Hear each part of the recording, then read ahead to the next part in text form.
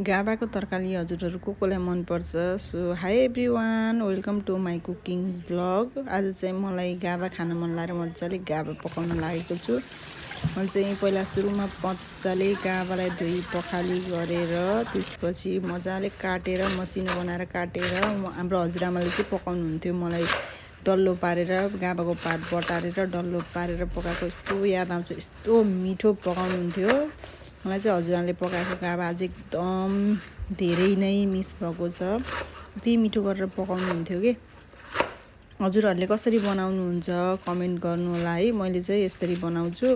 गाबालाई सर्लक्क काटेर त्यसपछि कुकरमा राखेर 1 गिलास पानी, अब कति लाग्छ त्यति नै पानी राखेर त्यसमा नुन बेसार राखेर अनि मजाले गाबा धेरै भएर कुकरको बिर्को नलागेर हैरान बल्ल बल्ल लगाएँ। त्यसपछि लगाएर अनि कुकरमा ग्यासलाई अन गरेर त्यसपछि 3-4 सिटी लगाएपछि पटक्क पाक्छ।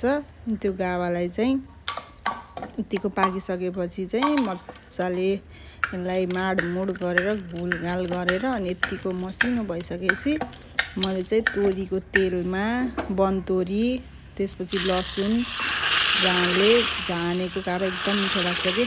यतिको भइसकेपछि चाहिँ मेरो गाबा चाहिँ रेडी भयो खानको लागि। अनि त्यसमा चाहिँ कागतीको रस निचारेर डल्ले खुर्सानी राखेर म चाहिँ खान लागेँ साथीहरू। बाई।